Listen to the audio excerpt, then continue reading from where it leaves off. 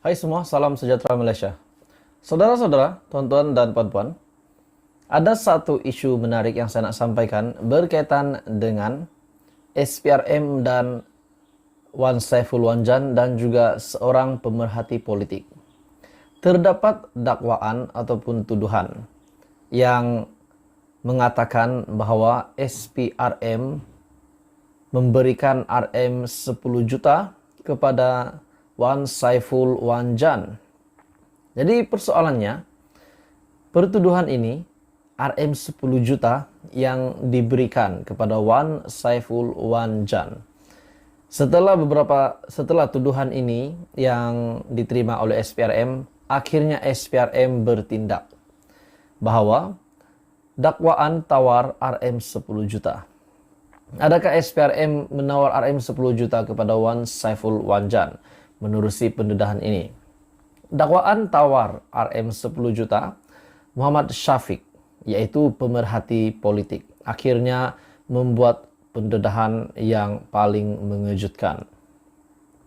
Pemerhati politik Muhammad Syafiq Abdul Halim tampil memohon maaf kepada Suruhanjaya Pencegahan Rasuah Malaysia ataupun SPRM susulan dakwaan terhadap Suruhanjaya itu yang kononnya menawarkan sejumlah duit RM 10 juta kepada Ketua Penerangan Bersatu, Ketua Penerangan Parti Pribumi Bersatu Malaysia, Bersatu Datuk Wan Saiful Wanjan.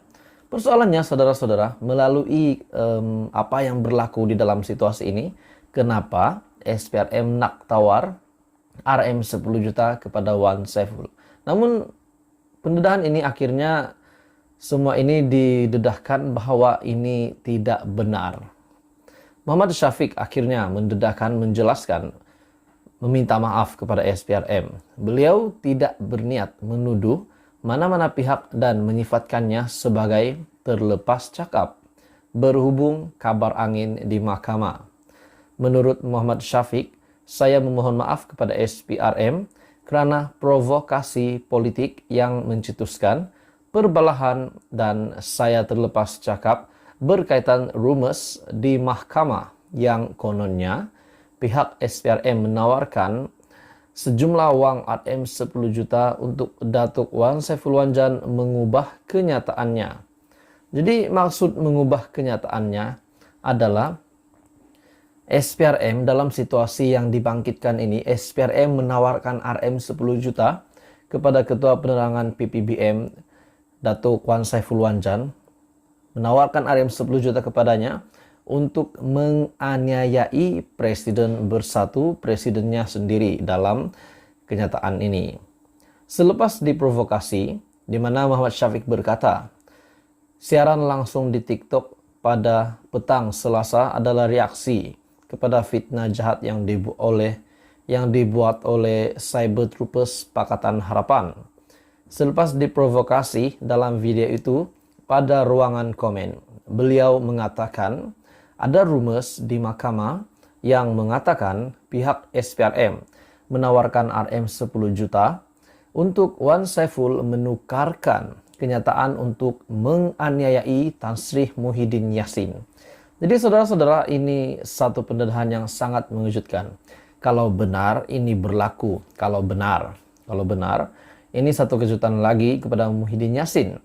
Sebabkan Wan Saiful menerima tawaran RM 10 juta dan menganiayai Presiden Bersatu sendiri. Namun itu hanyalah rumus di mahkamah. Dan akhirnya Muhammad Syafiq sebagai pemerhati politik juga yang membuat live TikTok pada petang Selasa tampil meminta maaf kepada SPRM. Beliau berkata dakwaan tawar RM 10 juta kepada SPRM kepada Wan Saiful Wanjan untuk menganiayai Muhyiddin Yassin adalah tidak benar dan Muhammad Syafiq mohon maaf kepada SPRM. Hai semua, salam sejahtera Malaysia.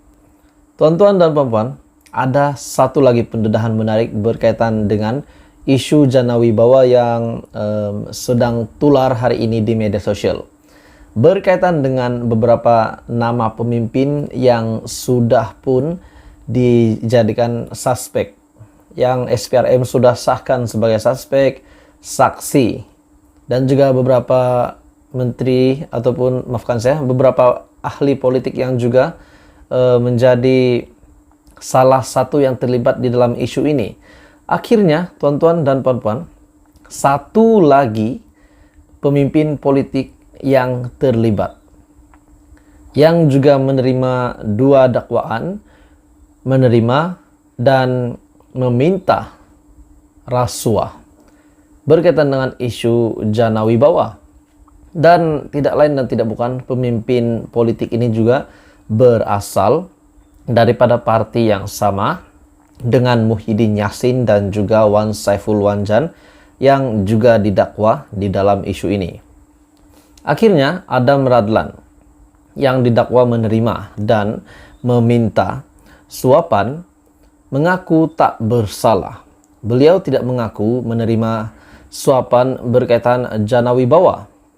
Timbalan Ketua Bahagian Bersatu Segambut, Adam Radlan Adam Muhammad, mengaku tidak bersalah atas pertuduhan meminta dan menerima suapan membabitkan proyek di bawah program Jana Wibawa.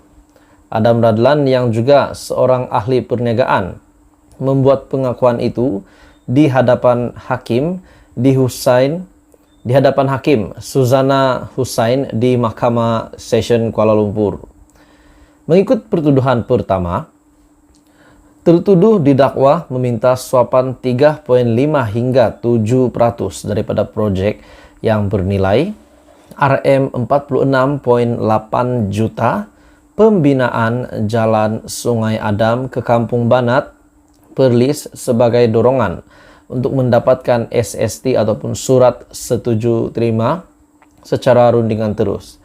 Tertuduh juga didakwa meminta suapan daripada pengarah urusan MIE, Infrastruktur and Energy Sendirian Berhad, Mat Juso Mamat di sebuah restoran di sekitar Dutamas dekat sini pada 21 Mac 2021. Dan dalam pertuduhan kedua pula, Adam Radlan dituduh menerima suapan daripada Mat Juso berjumlah 500.000 ke dalam akaun CIMB Bank Cawangan, Taman Tunku, Bukit Tunku pada 26 November 2021. Jadi saudara-saudara, ini satu lagi pendedahan, satu lagi pemimpin yang didakwa terlibat dengan isu Jana Wibawa yang menerima dan juga meminta suapan di dalam proyek isu Jana Wibawa ini, di mana Adam Radlan dituduh menerima suapan sebanyak Rm500.000 daripada Mat Juso, manakala beliau juga dituduh meminta suapan 3,5 hingga 7% daripada proyek bernilai Rm46.8 juta. Jadi itu bukan jumlah yang sedikit. Jadi saudara-saudara, pendedahan demi pendedahan, akhirnya pemimpin ini lagi yang terlibat dengan isu Jana Wibawa, yaitu dari Bersatu juga, parti yang sama dengan Muhyiddin Yassin dan Wan Saiful Wanjan.